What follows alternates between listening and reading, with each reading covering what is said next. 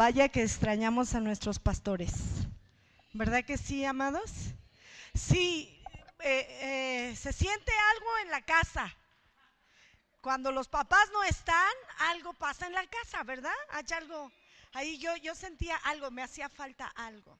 Entonces, amamos a Dios, amamos a nuestros pastores y ahí donde está, incline su rostro, vamos a orar por ellos.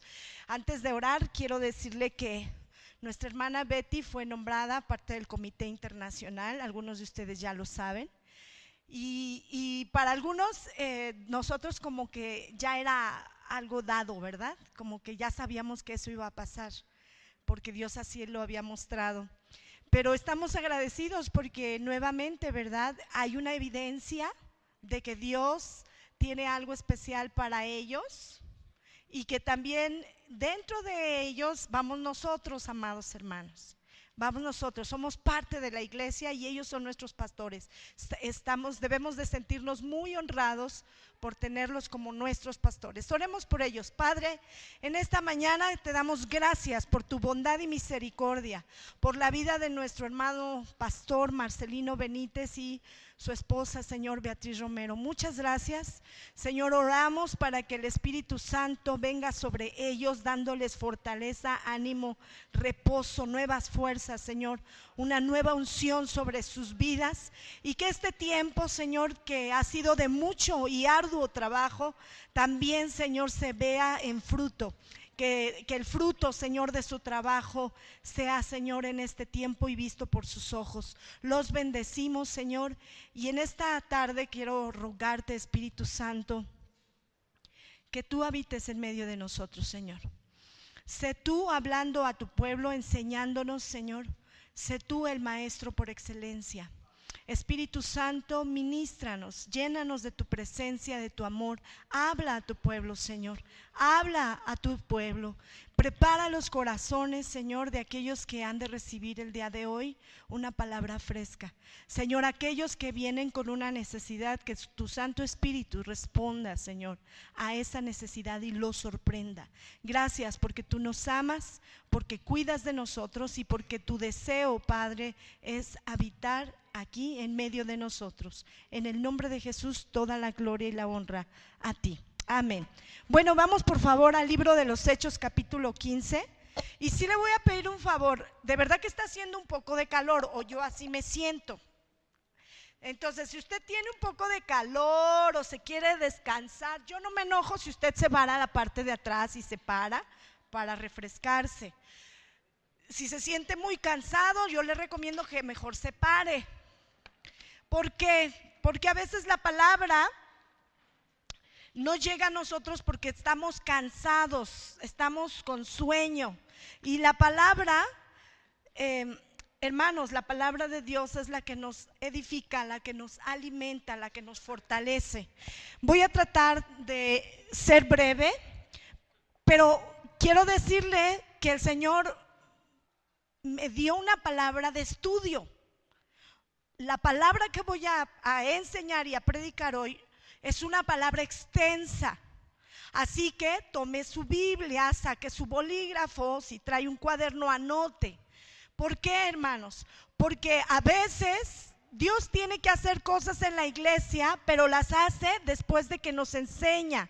Él quiere hablar a nuestros corazones y el Señor quiere hacer cosas nuevas, pero si nosotros no aprendemos, no entendemos la instrucción, entonces no podemos discernir lo que Dios tiene para la iglesia.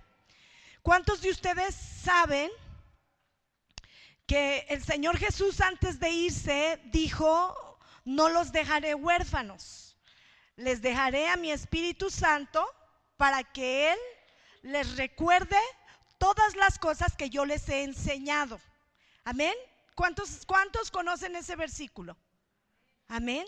Bueno, entonces, para aquellos que ya saben que el Espíritu Santo nos enseña y nos recuerda las cosas que Dios nos ha mostrado, a Él le pedimos que nos ayude. Vamos por favor al libro de los Hechos, capítulo 15, versículo 16.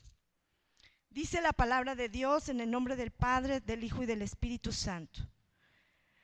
Después de esto, volveré y reedificaré el tabernáculo de David que está caído, y repararé sus ruinas y lo volveré a levantar, para que el resto de los hombres busque al Señor, y todos los gentiles sobre los cuales es invocado mi nombre, dice el Señor, que hace conocer todo esto desde tiempos antiguos. Quiero llamar a esta prédica la reedificación del tabernáculo de David. Quisiera ser breve y voy a tratar de ser muy concisa, pero si usted tiene a la mano, apunte los versículos bíblicos. A través del Antiguo Testamento, Dios dio revelaciones progresivas de cómo el hombre podía acercarse a Dios, ¿sí? Desde que el hombre cae en pecado, la presencia de Dios se aparta del hombre por causa del pecado, ¿verdad? Y dice la palabra de Dios que entonces el hombre empezó a invocar a Dios. ¿Por qué razón? Porque Dios ya no estaba en medio del hombre, ¿sí?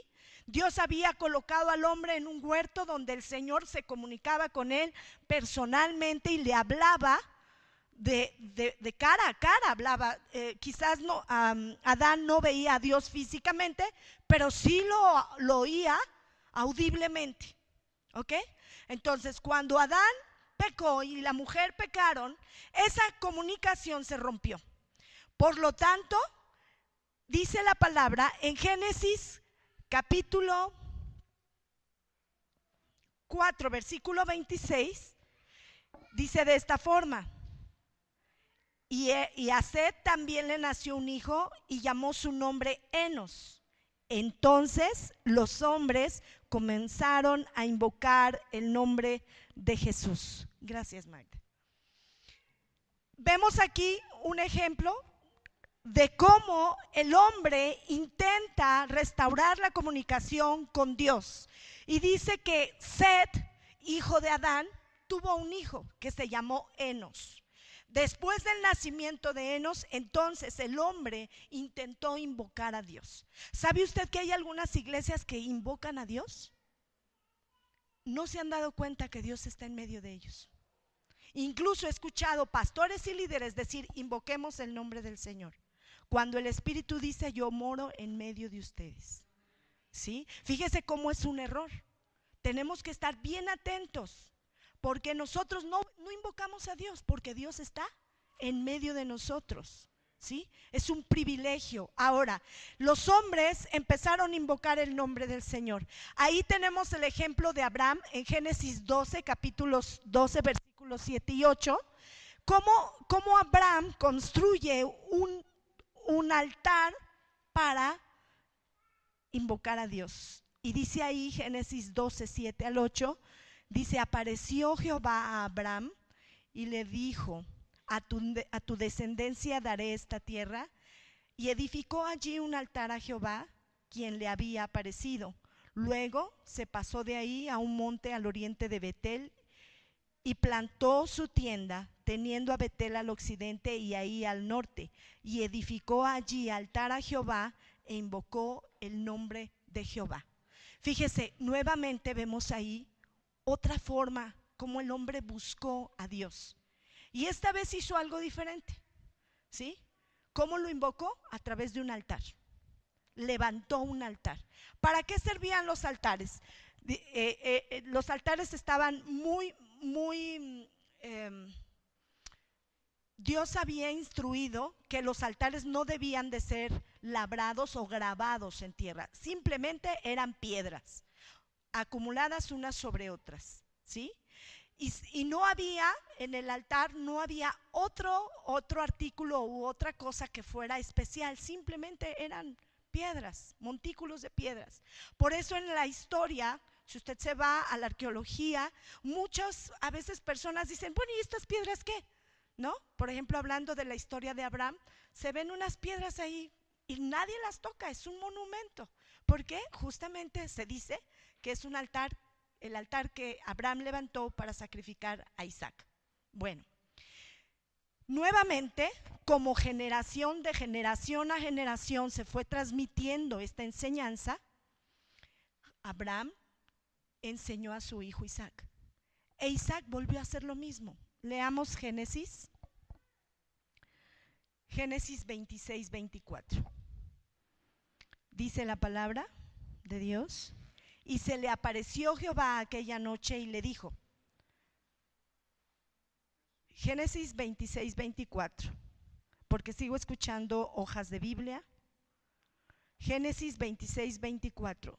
Y se le apareció Jehová aquella noche y le dijo: yo soy el Dios de Abraham tu padre.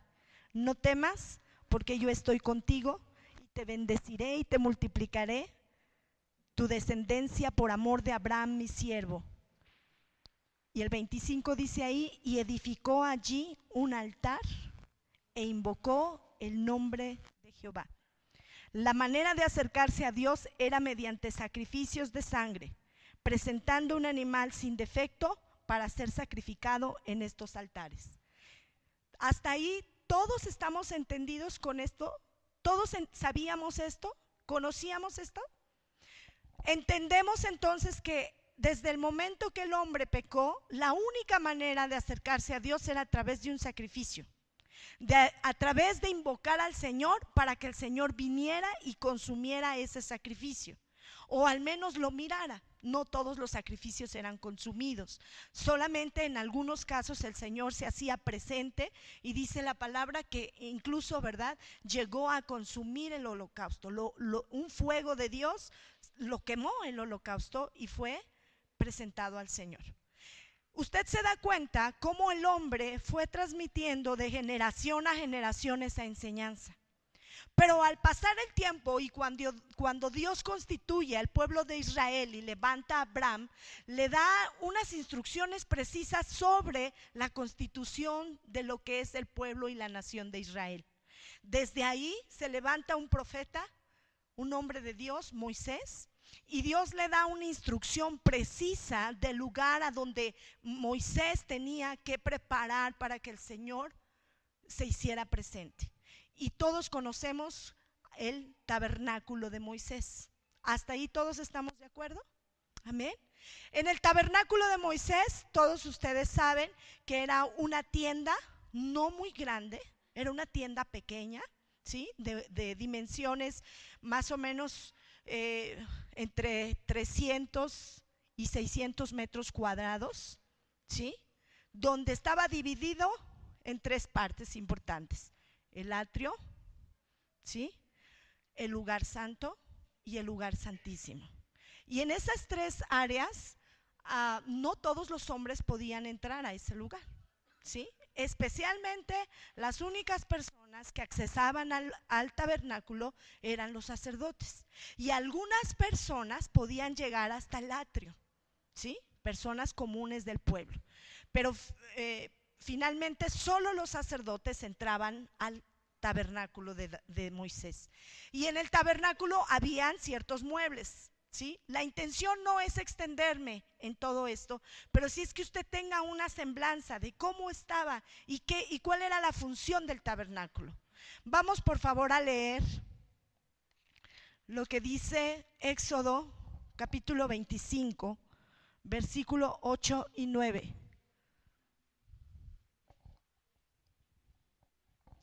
Éxodo 25, 8 y 9.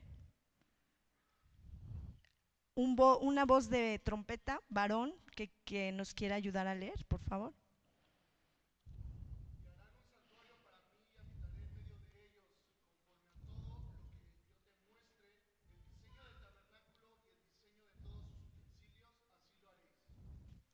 Dios había revelado a Moisés un modelo preciso de cómo debían ser las cosas. No solamente la construcción de la tienda y los elementos que contenía el lugar, sino también la forma en cómo debía de adorarse. En este lugar, ¿verdad?, nos dice que el Señor, en este pasaje, el Señor iba a dar el diseño, la forma de cada cosa. Quiero decirle que Dios se ocupa de los detalles. Dios es cuidadoso de los detalles y le dio detalles, medidas, incluso elementos, colores, materiales para elaborar el tabernáculo. ¿Cuál era la intención del tabernáculo? Que la presencia de Dios habitara en medio del pueblo, ¿sí? la presencia de Dios en medio del pueblo. Pero nuevamente, el hombre solo podía acercarse a Dios solo mediante sacrificio de animal. Un animal perfecto, sin mancha, sin defecto, que era preparado para presentar como sacrificio. Bien, este tabernáculo de de Moisés, el tabernáculo de Moisés tenía un diseño. El tema aquí es que con la falta pasaron los años, ¿verdad? Y se hizo un ritual, se hizo una costumbre que el pueblo de Israel llegara con sus ofrendas a la presencia de Dios para que pudieran presentarse y acercarse a Dios. Uno de los elementos más importantes del tabernáculo era el arca del pacto. El arca del pacto simbolizaba la presencia de Dios en ese lugar, ¿sí? Esta arca del pacto era una caja de madera, de acacia, forrada de oro purísimo, y dice que en los dos extremos estaban dos arcángeles y que con dos alas, dos de sus alas tocaban hacia el frente y cubrían parte del arca, y otras dos estaban abiertas. La intención o el simbolismo del arca era que manifestaba la presencia de Dios. Al inicio del servicio, mi hermano Oscar leyó en 1 de Samuel capítulo 6 acerca de que el arca fue llevada a la casa de Obed-edom. ¿Por qué? ¿Por qué fue llevada? Si se supone que esa arca debía estar en el tabernáculo de Moisés. ¿Qué pasó? ¿Qué pasó? Vamos a leer un poco de historia. 1 de Samuel capítulo 3. El primer libro de Samuel, vamos a estar viendo algunos pasajes que son claves de historia para poder entender por qué el arca llegó a la casa de un hombre. Primero de Samuel, capítulo 4, versículo 3.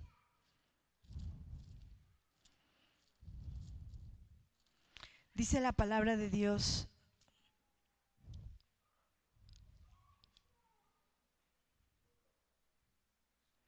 perdónenme, estoy en segunda, denme un segundo.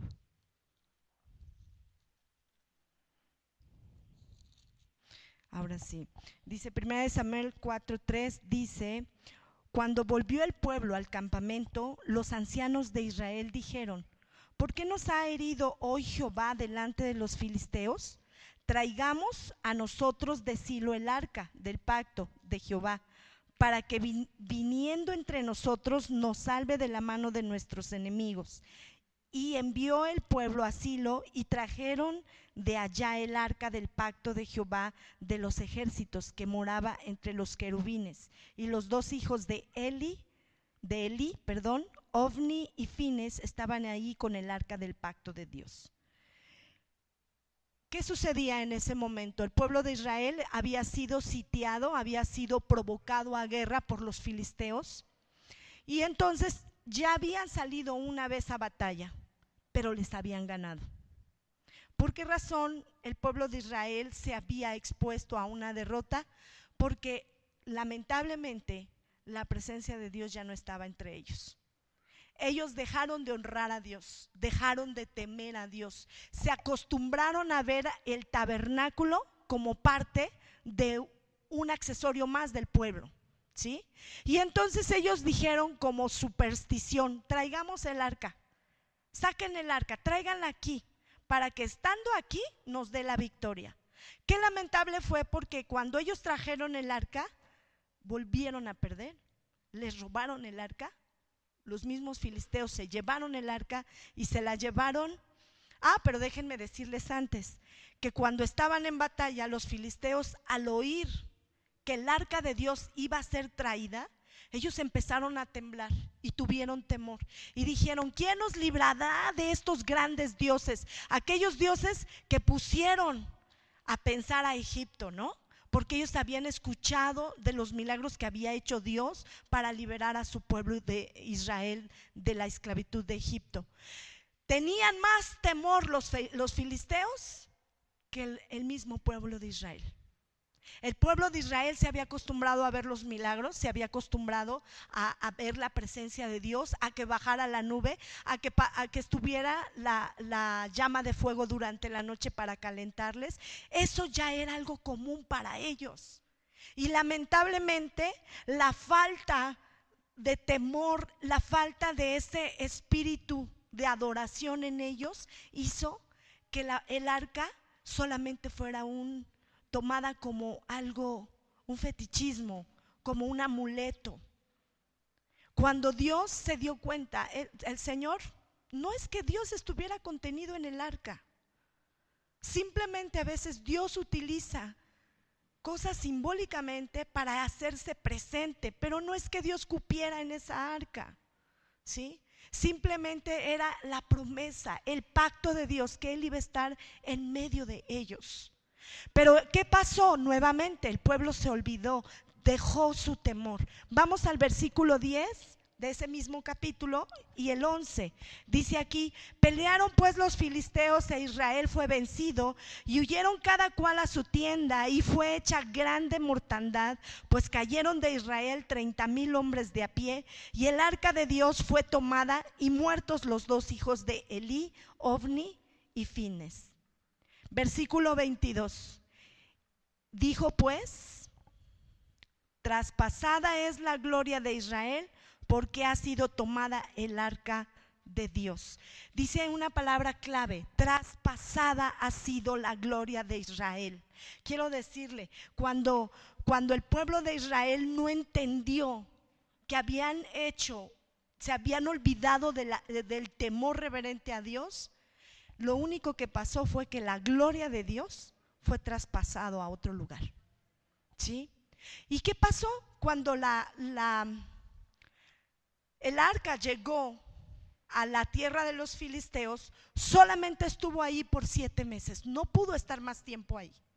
Durante 7 meses los filisteos vieron la mano poderosa de Dios. Primero Dios trató con su dios Dagón, y creo que cada uno de ustedes sabe la historia.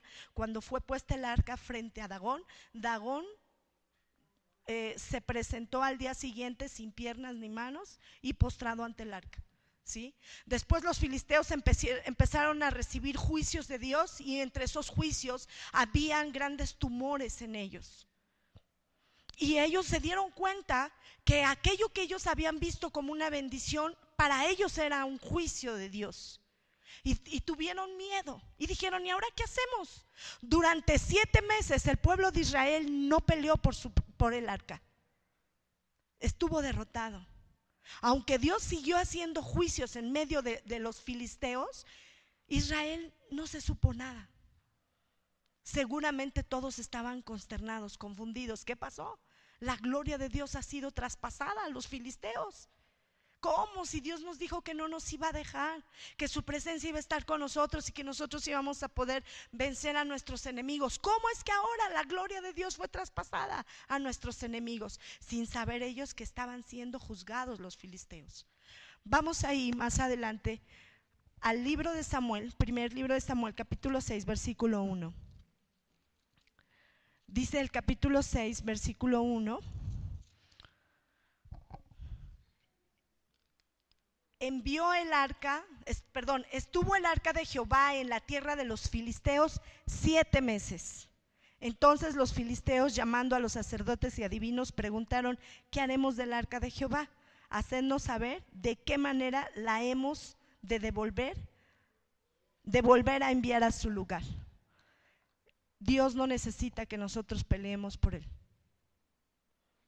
Dios es Dios y es Señor de señores. Y cuando Él estuvo en tierra, simbólicamente a través del arca, en la tierra de los filisteos, Dios les demostró a los filisteos que Él era el Dios verdadero. Y entonces ellos tuvieron temor y dijeron: ¿qué hacemos? Mejor que se la lleven, ¿no? Porque para nosotros, en lugar de bendición, ha sido terrible tenerla entre nosotros. Y se pusieron ahí a indagar qué hacer, y la pusieron en un carro jalado por bueyes, y en ella hicieron algunas esculturas de los tumores y además ratones de oro para mandarlos como ofrenda. Imagínense, qué cosa, ¿no? ¿No se le hace parecido lo que ahora mucha gente hace? Pone un ojo, una pierna, una mano de oro para sacrificarla a su Dios, ¿no? Algunas personas me miran así como, ¿qué, hermana, qué dice? Sí, hay gente que por creencia hace ojitos, manitas, piecitos, corazoncitos para presentarlos a su Dios y que su Dios obre un milagro, ¿sí? Dios de ahí nos sacó, hermanos. Los filisteos tenían esas costumbres. Habían sido arrasados con plagas como estos tumores y esos ratones, porque dice que habían ratones, ¿sí? Así que son plagas. Y entonces Dios los usó para juicio de los filisteos. Y ellos dijeron, bueno, mejor mandémosla. Y le pusieron ahí los tumores de oro. Cada rey puso sus tumores de oro y sus ratones de oro para que el arca se fuera. Y sí, efectivamente, durante 7 meses el arca de Dios estuvo en la tierra de los filisteos. Pero eso no fue todo. Antes de que el arca llegara a la casa de Obed-Edom, del que leía mi hermano Oscar, dice la palabra, vamos al capítulo 7, ahí mismo, versículo 2, lo que dice: desde el día que llegó el arca a Kiriam Jearit, pasaron muchos días, 20 años, y toda la casa de Israel lamentaba en pos de Jehová. De días se fueron a 20 años. ¿Qué pasó con el tabernáculo de Moisés? ¿Qué pasó con la presencia de Dios? ¿Qué pasó con los milagros gloriosos de Dios? ¿Dónde quedaron? ¿Qué pasó con la manifestación de Dios? Sabe, me da pena decirlo, pero a veces nosotros como hijos de Dios vamos a lugares donde somos llenos de la presencia de Dios, pasan 1 o 2 semanas y ya estamos igual otra vez. Y lo digo con amor, hermanos. Usted debe de ser un hombre que mantenga la llama de Dios encendida en su vida. No debe de haber variación en usted, debe de haber una motivación y un permanecer firme en la fe y caminar hacia adelante. Aquí habían pasado 20 años, hermanos, y el arca ya no estaba en el tabernáculo. El pueblo se había olvidado de su Dios. 20 años. ¿Se puede usted imaginar? 20 años sin la presencia de Dios. ¿Qué pasó del pueblo durante esos 20 años? Seguramente se mezclaron con otros dioses, hicieron cosas paganas, vivieron de la manera que se les antojó, pensaron que estaban bien. Fueron 20 años donde la presencia, el arca de Dios no estuvo en el tabernáculo de Moisés. Por eso el libro de los Hechos dice: yo restauraré el tabernáculo no de Moisés, sino de David. Fíjese que aún mismo, el mismo rey David, el mismo rey que fue levantado poderosamente por la mano de Dios, tuvo errores, tuvo equivocaciones, porque él mismo debía conocer la ley que decía que el arca solo debía ser transportada por los sacerdotes. Y en el primer intento de trasladar el arca, él utilizó un carro como los filisteos. Y ahí fue que cayó muerto un hombre por causa de la incredulidad, por causa de la ignorancia, por causa de no conocer la palabra de Dios profundamente. Era el rey debía conocer los principios, él había sido enseñado de acuerdo a la ley y los profetas. Antes de que David fuera levantado y Dios le revelara, porque él entiende que cuando él es llamado y es ungido, sabe, pasan muchos años para que David llegue a ser rey todavía, porque estuvo Saúl y fue perseguido por Saúl varios años. Cuando Saúl es muerto en batalla, lo primero que David desea es recuperar el arca. ¿Sabe? David tenía la revelación de Dios que el arca representaba la presencia de Dios.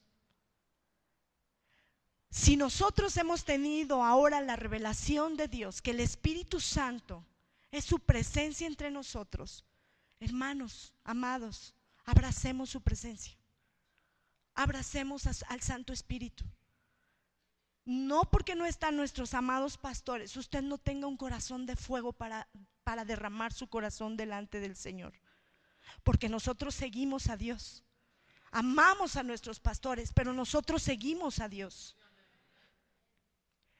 David, la primera cosa que él deseó fue recuperar el arca. Sabía que su reinado no iba a poder prosperar si la presencia de Dios no estaba en medio del pueblo. Y yo creo firmemente que lo que mis pastores nos han enseñado es: retengamos la presencia del Espíritu entre nosotros. Cuidemos de estar en el fuego de Dios. Cuidemos de estar preparados, ungidos, llenos, plenos en la presencia de Dios. Aquí vamos por favor a 1 de Samuel, capítulo 4, nos regresamos tantito al versículo 21 y 22. Se regresa ahí, 1 de Samuel 4, 21 y 22. Dice la palabra, esta situación, la vuelvo a leer, es justamente cuando los hijos de Eli mueren, ¿verdad? Y una de las esposas de ellos, de Fitness, si no me equivoco, está dando a luz. Y dice, y llamó al niño Icabod diciendo: traspasada es la gloria de Israel por haber sido tomada el arca de Dios y por la muerte de su suegro y de su marido. Dijo pues: traspasada es la gloria de Israel porque ha sido tomada el arca de Dios. Por eso el libro de los Hechos no habla de la restauración del tabernáculo de Moisés, sino que Dios miró el corazón de David, vio el deseo del corazón de David de decir: la presencia de Dios es importante. Por eso el libro de los Hechos dice: reconstruiré el tabernáculo de David. Porque David entendió que la única manera de prosperar como rey era traer la presencia de Dios a través simbólicamente del arca. Segundo libro de Samuel, capítulo 6. Yo le dije que íbamos a estudiar aquí mucho. Espero que me ame todavía, dice el profeta, que me ame, que no se enoje conmigo.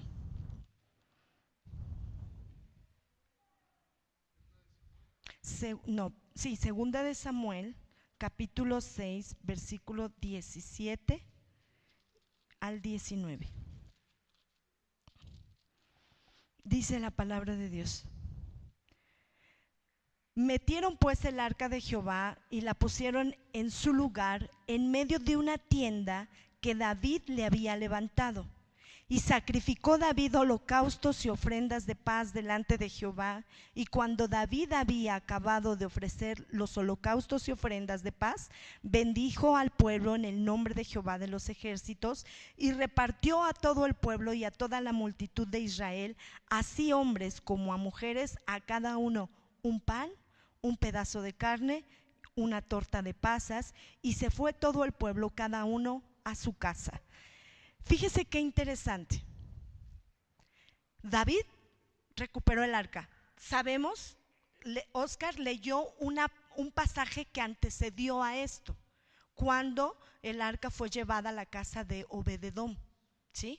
¿Por qué fue llevada ahí?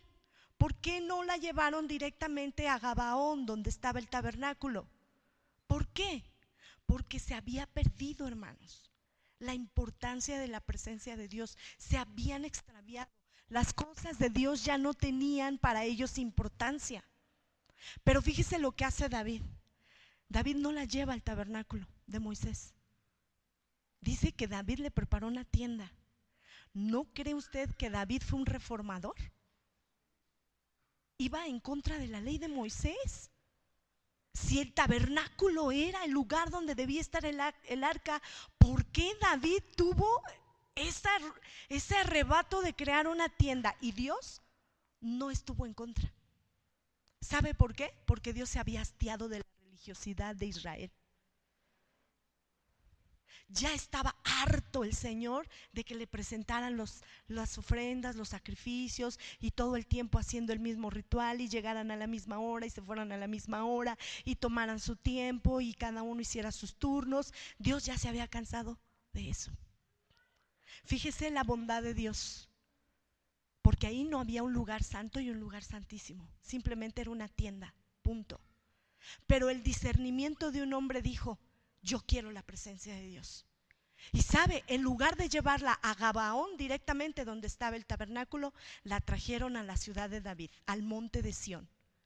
Ya no fue llevada al monte Sinaí. El monte Sinaí traducido es monte espinoso. Ya el hombre no se iba a acercar a ese monte espinoso, sino ahora iba a acercarse a la ciudad de David, al monte de Sión, al monte donde había gozo, alegría, alabanza. Por eso es que es importante que usted vaya comprendiendo, y me he atrevido un poco a hablarles. ¿Por qué estoy enseñando esto?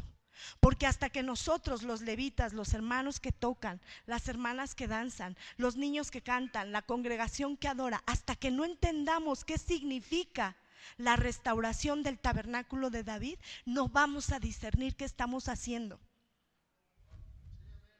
Quiero compartirle lo siguiente. David metió el arca en su tienda, bueno, a una tienda que él había hecho.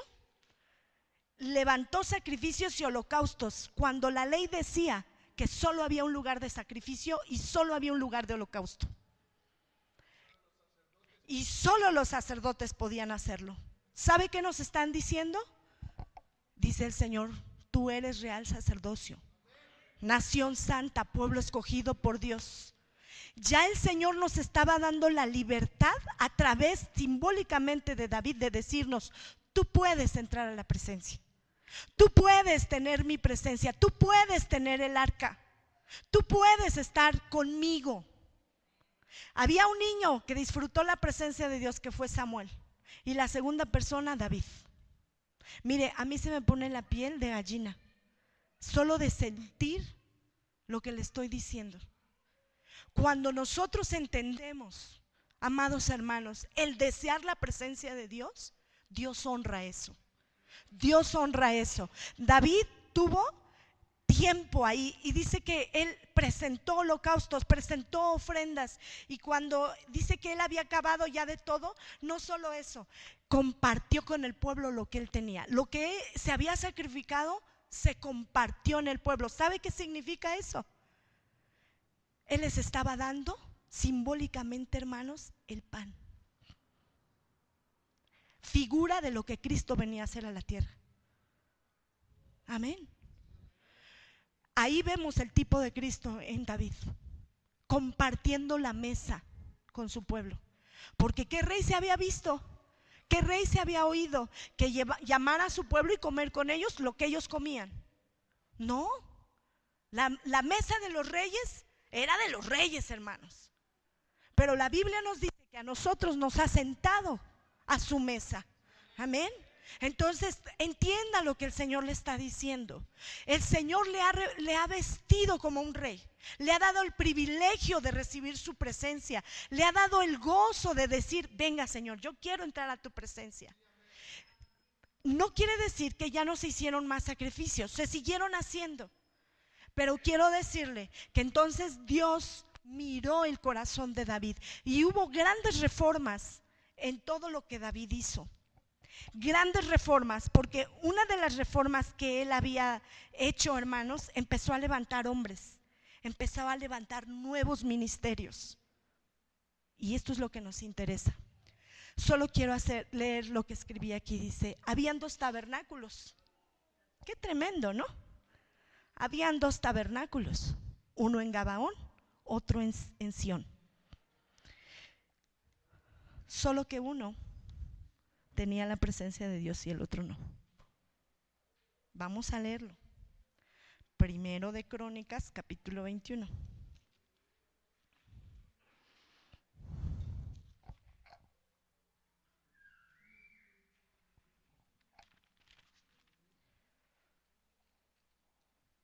Primero de Crónicas, capítulo 21, versículo 29. perdón, sí, 21, primero de Crónicas 21, 29, dice la palabra de Dios. Y el tabernáculo de Jehová que Moisés había hecho en el desierto y el altar del holocausto estaba entonces en el lugar alto de Gabaón.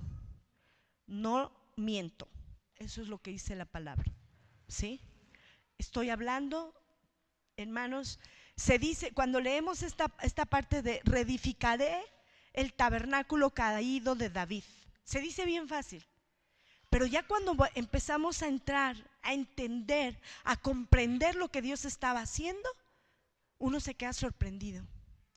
Y yo le digo, tiene que desear la presencia de Dios, desearla con todo su corazón, de tal manera que no importa la condición que usted tenga. Este hombre era un rey, y usted sabe que hasta su esposa lo vio mal, ¿no? Y la maldijo el Señor, la dejó estéril por hablar de más. Así es como el tabernáculo de Moisés quedó en Gabaón sin la presencia de Dios, y el tabernáculo de David se levantó en el monte de Sión con la presencia de Dios. En este tiempo también habían dos compañías de sacerdotes: los que servían en el tabernáculo de Moisés y seguían llevando los rituales, ¿sí? Los que servían y hacían los sacrificios, pero también en el monte de Sión se levantó una segunda compañía de sacerdotes que tenían la oportunidad de ministrar delante del arca de Jehová, ofreciendo sacrificios espirituales. Había una segunda compañía de sacerdotes. Ya no era solo por la genealogía de Aarón, sino que Dios había levantado una nueva compañía, donde esos hombres ministraban delante del arca. Ya no ministraban en el atrio, ¿sí? Ya no entraba al lugar santo, y no solo uno de ellos entraba al lugar santísimo, no, ya todos podían ministrar delante del arca del Señor. Amén. Aquí tenemos un grupo de alabanza y ellos ministran, pero todos nosotros ministramos, ¿sí? Así que la presencia de Dios se manifiesta no solo por el grupo de alabanza, sino por los ministros que hay en medio de nosotros. Amén. Fíjese qué interesante. Vamos por favor a 1 de Crónicas 16. Ahora nos vamos a brincar al libro de Crónicas. No vamos a leerlo todo, solo vamos a leer algunos versículos, pero es con la finalidad de fortalecer esta parte de cómo hubo una segunda compañía de sacerdotes que ofrecían delante del Señor. Versículo 37 dice: y dejó allí delante del arca del pacto de Jehová a Asaf y a sus hermanos, para que ministrasen de continuo delante del arca cada cosa en su día. Y Obed-edom y sus 68 hermanos, y Obed-edom, hijo de Jedutum, son dos personas diferentes, y Osa, dice aquí, como porteros. Asimismo, al sacerdote Sadoc y a los sacerdotes sus hermanos delante del tabernáculo de Jehová en el lugar alto que estaba en Gabaón. Aquí quiero hacer un paréntesis. David no se olvidó del tabernáculo de Moisés y mandó compañías, ¿sí? También para que levantaran la adoración a Dios. No dividió la casa, hermanos. No dividió la casa, porque entendió que la condición de mucho pueblo era que se había enfriado, que se había olvidado. Entonces, ¿qué tuvo que hacer? Echar manos de sus hombres. Agarró a toda la familia de Asab y les dijo: ustedes van acá, a los de Jedutum, ustedes están a la puerta. Por eso no es cosa pequeña estar en la puerta. Y ven ustedes la cantidad de personas ahí sirviendo y ministerios que antes no existían en el tabernáculo de Moisés. No existían. Luego dice ahí, me quedé en el 39, vamos con el 40, para que sacrificasen continuamente a mañana y tarde holocaustos a Jehová en el altar del holocausto, conforme a todo lo que está escrito en la ley de Jehová que él prescribió a Israel, y con ellos a Emán, a Jedutum y a los otros escogidos, declarados por sus nombres, para glorificar a Jehová, porque es eterna su misericordia. Con ellos a Emán y a Jedutum con trompetas y címbalos para los que tocaban y con instrumentos de música de Dios, y a los hijos de Jedutum para porteros. Y todo el pueblo se fue cada uno a su casa, y David se volvió para bendecir su casa. Yo me sorprendo la estrategia que le dio a este hombre para unir en un solo sentir al pueblo, para no generar conflicto, para no traer confusión. Sin embargo, en el Nuevo Testamento, el libro de Hebreos habla justamente del tabernáculo, que iba a haber un nuevo tabernáculo, ya no el de Moisés, ya no el de David, sino Dios mismo morando en medio de nosotros. Vamos ahí. La palabra que se cita en Hechos capítulo 15, versículo 16 al 18 es la misma que aparece en Amós capítulo 9, versículo 11. ¿Sí? La palabra de Dios dice, la palabra citada fue por Jacobo, uno de los apóstoles. Jacobo estaba recordando lo que Dios había dicho, que iba a restaurar el tabernáculo de David. Y Jacobo tuvo que hablar esto al pueblo porque en ese tiempo la iglesia se estaba confundiendo con la ley de Moisés. Estaban imponiendo a los nuevos a los nuevos creyentes, a los gentiles, que debían circuncidarse y guardar la ley de Moisés. Y entonces Jacob les dice, no, ya no es por la ley, porque el Señor dijo que era necesario reedificar el tabernáculo de David, donde todos los hombres iban a ministrar de la misma manera. Ya no iba a haber una separación de Dios y el hombre, porque ese mismo tabernáculo es Jesús. Quiero decirle algo, y esta es la parte el mensaje de predicación que quiero darle. Desgraciadamente nuestro corazón rápidamente entra en confianza. Ve las cosas de Dios como parte de una rutina, como parte de la vida, como parte de una condición muy natural. Cuando dejamos de ser sensibles a las cosas y darle el lugar y el aprecio que merecen.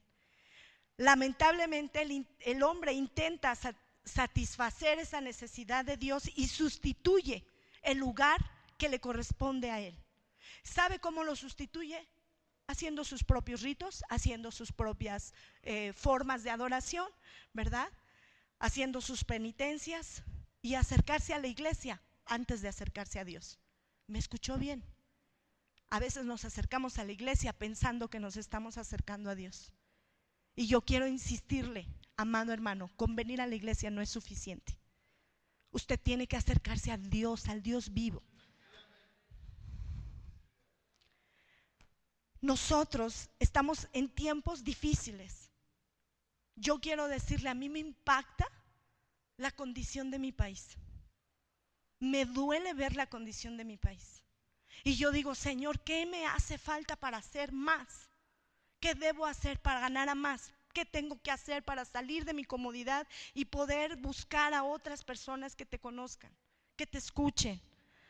Compartir la presencia de Dios, transformar vidas, porque es lo único, hermano, verdaderamente lo único y real que puede transformar una vida, el conocimiento de Dios.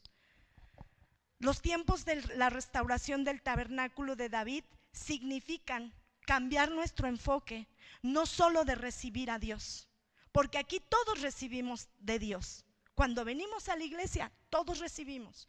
Pero ¿sabe? El enfoque al que hay que cambiar es, en lugar de recibir, yo doy, yo presento, yo ofrezco. Cuando usted viene solo para recibir, usted está en lo antiguo. Cuando usted viene para presentar, para dar, para rendirse a Él, usted está en el nuevo pacto. Ha llegado el tiempo, amados hermanos, donde Dios va a traer una restauración a la verdadera alabanza y adoración. A la verdadera alabanza y adoración, a la verdadera oración e intercesión. La iglesia es un conducto, pero no es el medio. Jesucristo es el medio. Jesucristo es el medio. Y sí, el Señor dejó instituidas autoridades dentro de las iglesias. Pero sabe, hermanos, aquí estamos bien. Estamos ya dentro del arca. Estamos ganados. Los que estamos aquí ya tenemos conocimiento de Dios, ya tenemos la bendición de Dios. Pero hay muchos de los nuestros que están afuera. Todavía tenemos que trabajar, tenemos que esforzarnos por jalar, hermanos, por insistir a que otros vengan al conocimiento de la verdad. Qué lamentable es saber que el pueblo de Dios estuvo por 20 años sin la presencia y no se dio cuenta. No vayamos a ser como ellos. No vayamos a ser como esos creyentes que pensando que estaban con Dios, Dios ya no estaba con ellos. Nuestro deseo, el deseo de Dios, es que cada uno de nosotros podamos expresar una genuina alabanza. Con nuestros actos, con nuestros pensamientos, con nuestras actitudes, con nuestro servicio. Esa es la genuina alabanza. Esos son los actos genuinos de adoración a Dios. No dentro de la iglesia solamente, sino en nuestra vida cotidiana, todos los días, en el trato con las personas con las que nos relacionamos. La restauración del tabernáculo de David es que usted y yo estemos sumergidos en una vida verdadera, donde usted sepa que aun cuando este cuerpo exterior se está desgastando, usted tiene una vida plena y entera y nueva y eterna.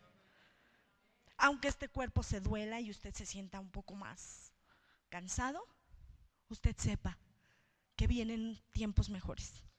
Amén.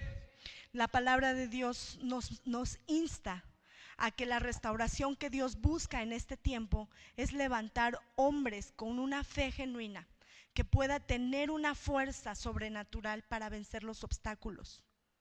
Si su fe es capaz de vencer los obstáculos, su fe es genuina. Porque muchos vamos a ser probados. Muchos vamos a pasar por tribulación y vamos a ser probados. Pero ahí el Señor se va a glorificar. La restauración del tabernáculo de David es que nuestra fe esté afinada. Que usted dependa de la presencia y no de las circunstancias. Que su vida no se mueva, hermanos.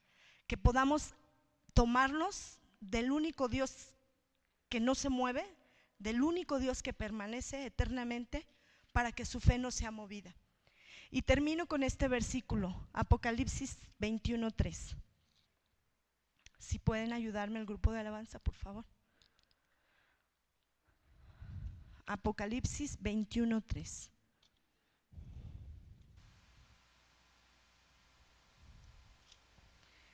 Una fe inconmovible, una fe en donde usted conoce que la presencia de Dios es suficiente para vencer cualquier circunstancia, para entender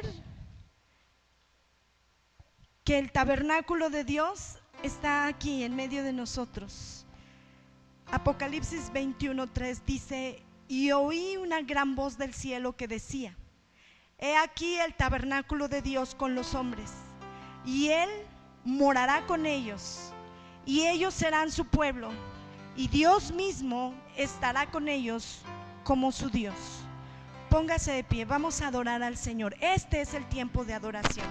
Este es el tiempo para que cambie su mentalidad de recibir a darle adoración a Dios. Algo que aprendí en el congreso fue, hermano, tenemos que aprender a adorar a Dios. Usted es un hombre de adoración, exprese su alabanza, glorifique a Dios, siéntase honrado cuando Dios le dice: tú eres mi pueblo, tú eres mi pueblo. Siéntase honrado cuando Dios le dice: yo soy tu Dios. Porque Dios Todopoderoso se ha dignado a estar en medio de nosotros, a habitar en medio de nosotros. Y queremos honrarle con todo nuestro corazón, con todo nuestro ser. Padre, revela a cada uno de tus hijos y sella en nuestros corazones esta palabra, Padre. Que tu Santo Espíritu, Señor, afirme, convenza, haga crecer, Señor, la fe en cada uno de nosotros, para reconocer tu grandeza, para reconocer, Señor, tu majestad, para entender la diferencia de que tú seas nuestro Dios. Gracias, Padre, por lo que tú has hecho hasta el día de hoy, pero también gracias por las cosas que vienen, por lo que vas a hacer en nuestras vidas, por las cosas que estás preparando ya, Señor, para que nosotros alcancemos un nuevo nivel de fe, para que nosotros podamos crecer y entender el llamado que tenemos.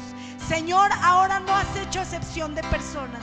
Nos has llamado ministros del Dios Todopoderoso. Nos has llamado a tu misma presencia a adorarte. Y nosotros queremos rendirnos ante ti en adoración, reconociendo quién está en medio de nosotros, quién es al que adoramos, quién es al que debemos exaltar, porque tuya es, Señor, tuya es la gloria y la honra por los siglos de los siglos. Amén. En el monte Calvario estaba una cruz, emblema de afrenta y dolor. Y yo amo a Jesús, quien murió en la cruz por salvar almas mil pecador. Hoy yo siempre amaré esa cruz, en sus triunfos mi gloria será. Y algún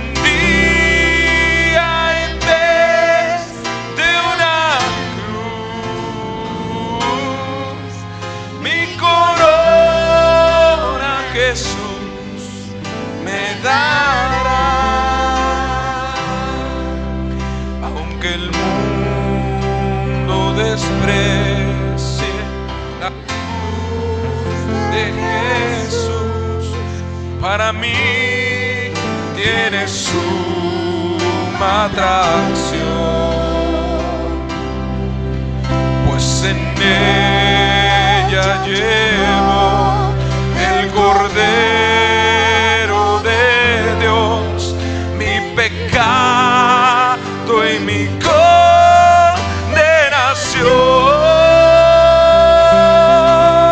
Hoy yo siempre amaré esa cruz, en sus triunfos mi gloria será.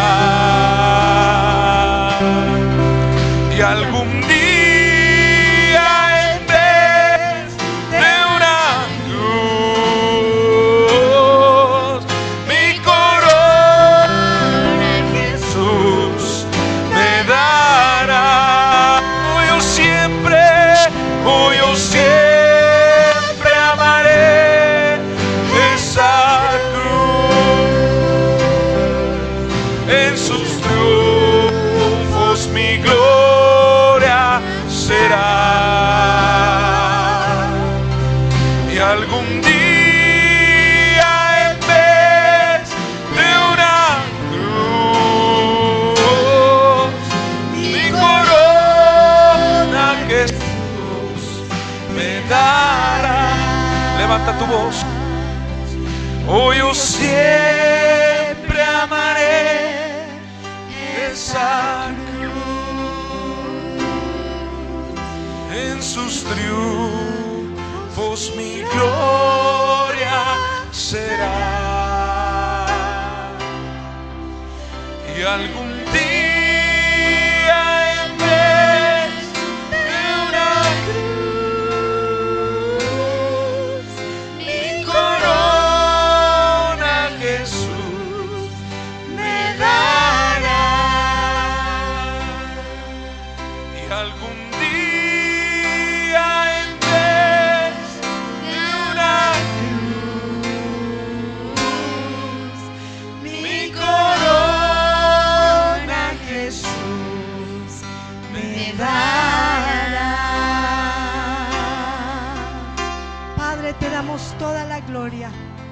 toda la alabanza y toda la adoración. Te agradecemos tu bondad, Señor, por tu presencia en este tiempo, por tu gracia y tu favor manifestado a Centro de Alabanza. Gracias, Señor, porque te hemos visto y hemos palpado tus milagros. Hemos palpado, Señor, tu palabra. Hemos mirado, Señor, la presencia de tu Santo Espíritu en medio de nosotros.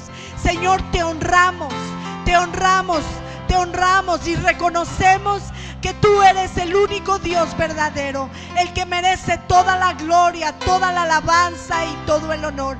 Y toda tu iglesia, Señor, toda tu iglesia nos unimos para decirte: sí, Señor Jesús, ven pronto. Sí, Señor Jesús, ven pronto. Queremos que vengas pronto, Señor, para que de una sola vez, Señor, podamos, Señor, en tu presencia y en tu gloria, gozarnos y alegrarnos contigo, Padre. Te damos muchas gracias, Espíritu Santo, muchas gracias por tu palabra. Señor, afírmala en nuestros corazones. Te damos toda la gloria, toda la honra, en el nombre de Jesús. Amén.